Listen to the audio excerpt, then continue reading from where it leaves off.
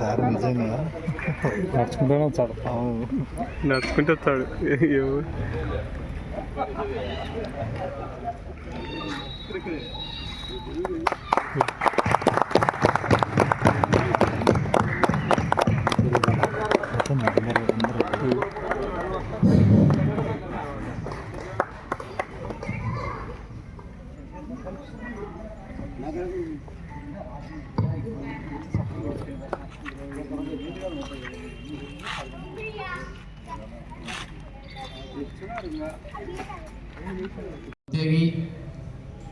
ప్రతి ఒక్క లీడరు ఎవరైనా కానీ ఆ టీచర్ నేర్పించే పాఠాల వల్లనే ఉపయోగిస్తారు.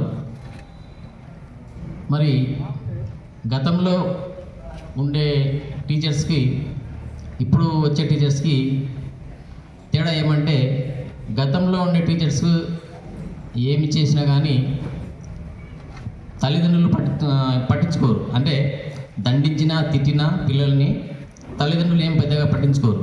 మా పిల్లల కోసమే కదా దండించేది. వాళ్ళే దీని యొక్క ఓసాలో ఉన్నారని కూడా తెలియజేసుకుంటున్నాను.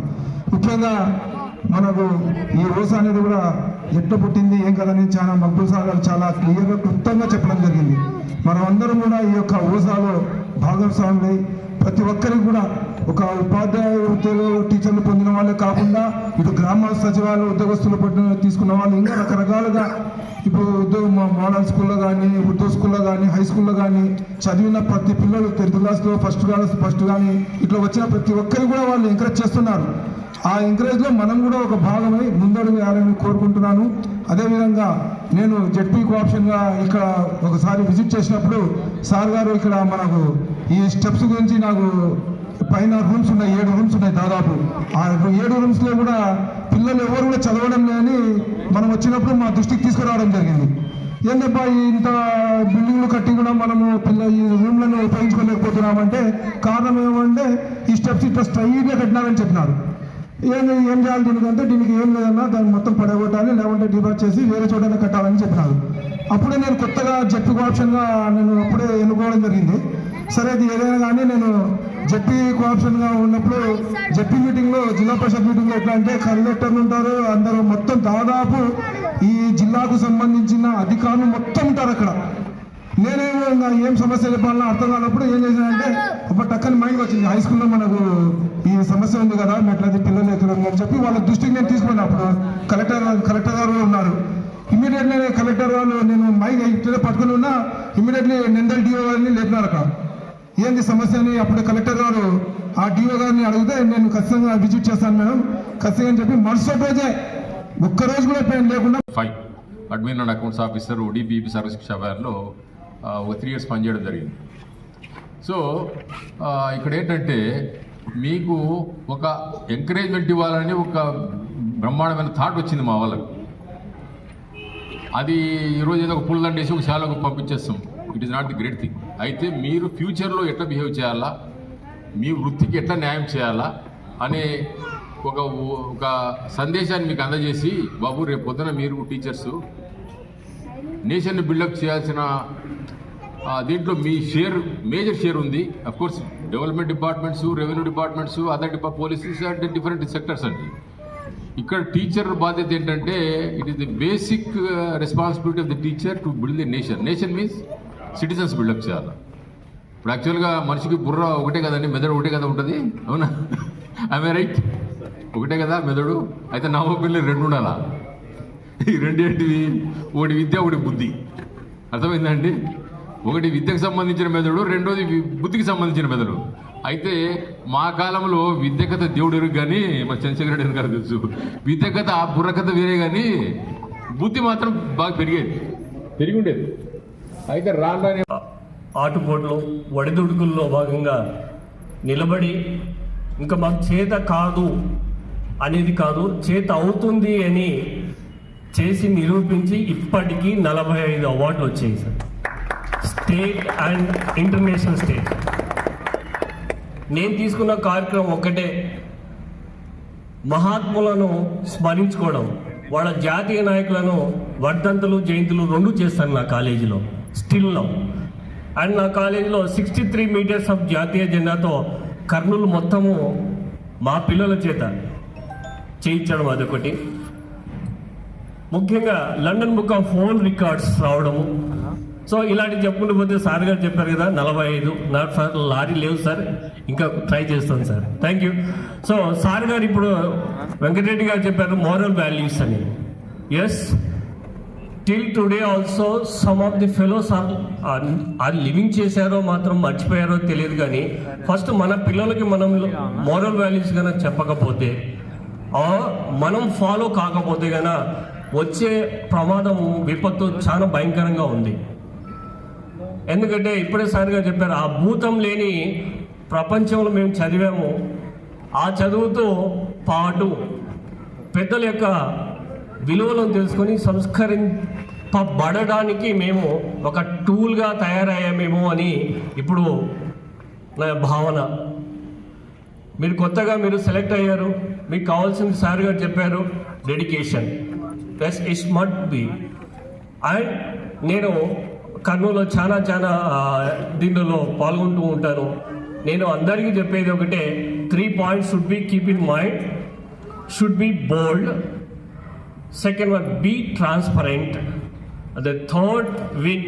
ఫస్ట్ మనం ఏదైతే చెప్తున్నామో ఫస్ట్ అది మనం విని ఇతరులకు చెప్పండి. మనం ఆచరించి ఇతరులకు చెప్తే కనుక అది ఇంకా బాగా ఇంకా పాతుకుపోతుంది.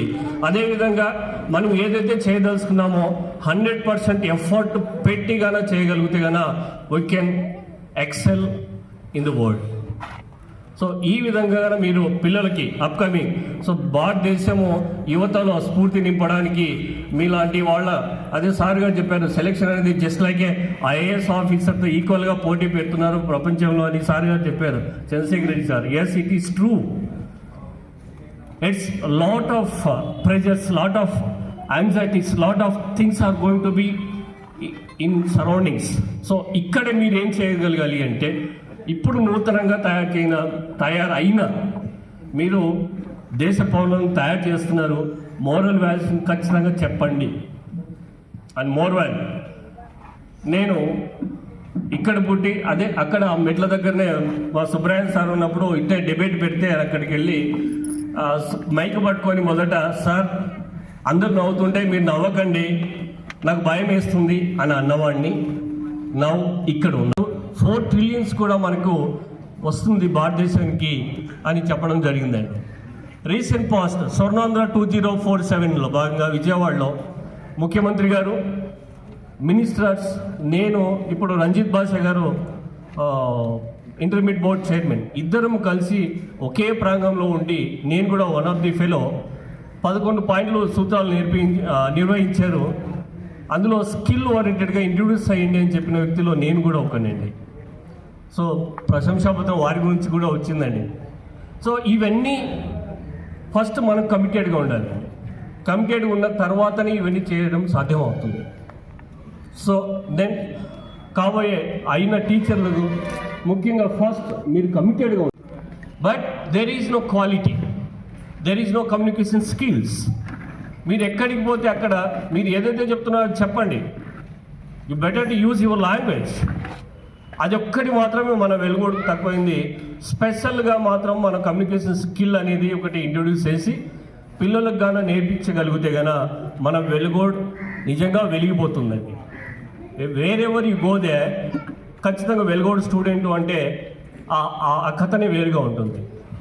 మనలో దాగిన ఇన్హరెంట్ టాలెంట్ని గమనించేవాడు గమనిస్తూనే ఉంటాడండి. అది కానీ మీరు చేయగలిగితే కనుక ఇంకా బాగుంటుంది. అండ్ మెనీ థ్యాంక్స్ టు ఓస్కా. ఒక 4 days నుంచి సార్లో ఫోన్ చేస్తున్నారు అండ్ ఎప్పటికప్పుడు నా కార్యక్రమాలు సార్ దగ్గర పెంచుకుంటూ ఉన్నాను వాట్సాప్లో. సార్ నిజంగా it's a great pleasure sir for having such a good team. మన వెలుగోడులో కిరణాలను అప్లిఫ్ట్ చేయడం అనేది నిజంగా very thankful. And sir CEO garu కూడా వర్క్ చేశారంటారు గవర్నమెంట్ ఆఫ్ తెలంగాణ. సార్ మన ప్రథమ గవర్నమెంట్ ఆఫ్ తెలంగాణ మధుసూదనాచారి గారి చేతుల మీదుగా సార్ 4 అవార్డులు తీసుకున్నాను sir from Ravindra Bharathi. So like this వాళ్ళు కూడా మనల్ని మన వెలుగోడు వాళ్ళు అనగానే మనకు సపరేట్గా ఒక ఇంప్రెషన్ ఉందండి. బయట మాత్రం ఆ ఇంప్రెషన్ చూస్తున్నాను కూడా నేను. సో మీరు అంతా కావాల్సింది కమిటెడ్గా ఉండండి, బీ ట్రాన్స్పరెంట్, బీ 100% ప్యూర్. ఎప్పుడైతే మనం అలవర్చుకుంటామో అప్పుడు మాత్రమే మన ఒక నాయకులను కూడా తయారు చేయొచ్చు. అందులో మీరు కూడా చెప్పగానే మీరు కూడా ఒక నాయకత్వ లక్షణాలు మీరు కలిగి ఉండాలి. అండ్ ఓసాకు మంచి హెల్త్ కావాలి, వెల్త్ కావాలి. అందులో భాగంగా మనం ప్రతి ఒక్కరము ఇలాంటి కార్యక్రమాలు చేయడానికి పూనుకోవడానికి మీ అంతు కూడా సహకారము అవసరము. So sir I'm there always sir. మన పిల్లలకు వొకేషనల్ కావాల్సింది ఉంటే కంపల్సరీ సీట్ ఇస్తాను సార్. మన 10th క్లాస్ అయిపోయిన వాళ్ళందరినీ పంపించండి, నేను అందరికీ సీట్లు ఇస్తాను సార్. Thank you madam.